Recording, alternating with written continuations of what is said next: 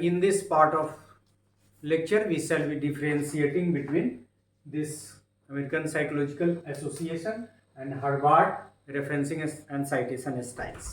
चूँकि हमने वहाँ क्या कहा कि तीन तरह का जो हम लोगों ने आइडेंटिफाई किया था उसमें एपीए और हार्वर्ड के बीच में काफ़ी सिमिलरिटी है, इसीलिए हमने हार्वर्ड को छोड़ दिया, कहा कि हम लोग सिर्फ दो पे बात करेंगे, एपीए और शिकागो पे।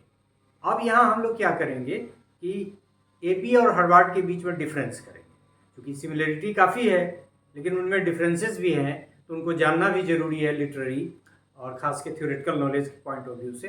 तो उसको हम डिफरेंस कर रहे हैं कि कहाँ कहाँ इस दोनों स्टाइल ऑफ रेफरेंसिंग में और साइटेशन में डिफरेंस है। APA referencing style is mainly used to cite education, social and behavioral science related academic work. Harvard referencing style is mainly used for academic scientific writing.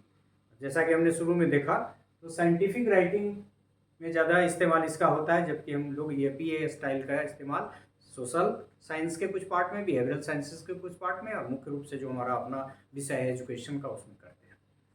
In APA referencing The list of references at the end of the material is named references। मतलब जो अंत में referencing हम लोग करते हैं उसमें भी और इसमें भी करते हैं। तो एपीए में जो हेडिंग लिखेंगे ऊपर वो क्या लिखेंगे, रेफरेंसेज।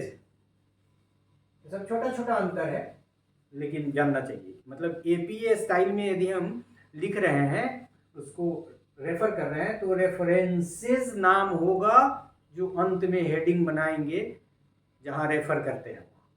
लेकिन the Harvard referencing the list of references at the end of the material is named reference list.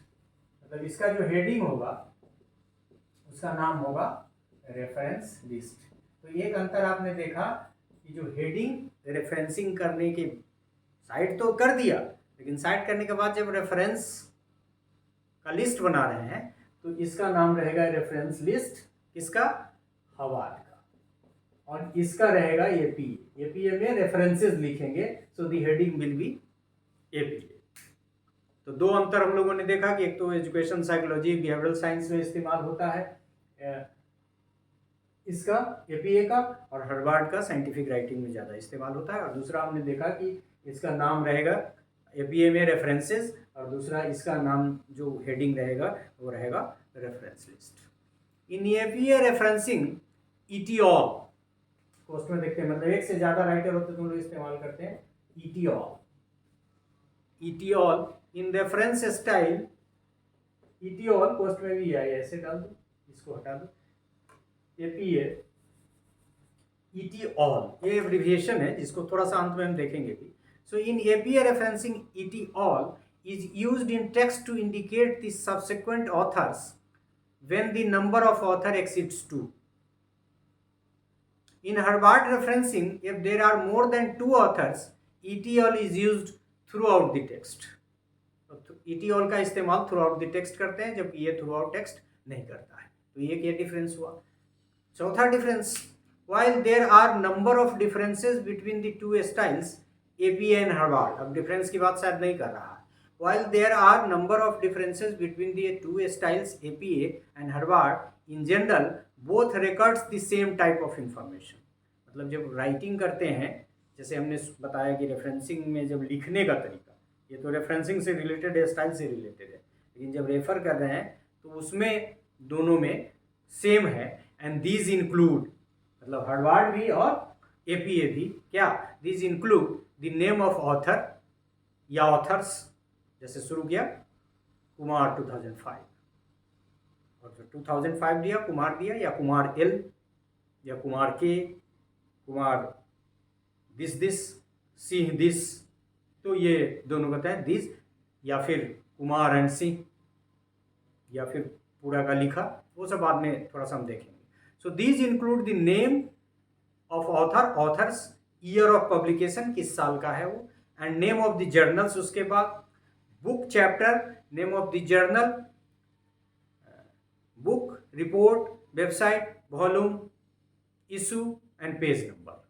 मतलब मुख्य रूप से जो हम लोग एपीए में साइट करते हैं और जिसको ये हार्वर्ड स्टाइल ऑफ रेफरेंसिंग भी फॉलो करता है, दोनों सिमिलर है, तो उसमें पहले व्यक्ति का उसके सरनेम के साथ नेम, किस साल की रचना आपने ली है, उस रचना का नाम क्या है, वो जर्नल का क्या, जो आर्टिकल का क्या नाम है, फिर जर्नल, वो जर्नल का पब्लिशर कौन है, उसका वॉल्यूम कौन सा है, और ये जो आपने आर्टिकल रेफर किया है वो किस किस पेज पे है, कहाँ से कहाँ तक है, तो पेज नंबर्स, इतने इन्फॉर्मेशंस को मुख्य रूप से हम लोग रेफरेंसिंग में डालते हैं जब हम जर्नल का रेफरेंसिंग करते हैं। और सबसे ज़्यादा हम लोग अपने एकेडमिक वर्क में जो रेफरेंसिंग करते हैं वो जर्नल्स का ही ज़्यादा करते हैं, बाकी और भी तरीके हम लोग सीखेंगे। So we have come to know that there are 3 differences. पहला तो ये कि साइंस के लिए है आपका हार्वर्ड, और वो सोशल साइंस और मुख्य रूप से एजुकेशन साइकोलॉजी के लिए। दूसरा कि रेफरेंस का जो नाम लिखते हैं at the end of the text, तो उसमें रेफरेंसेस रहता है एपीए स्टाइल में, और इसका जो हेडिंग होगा ये रेफरेंस स्टाइल होगा।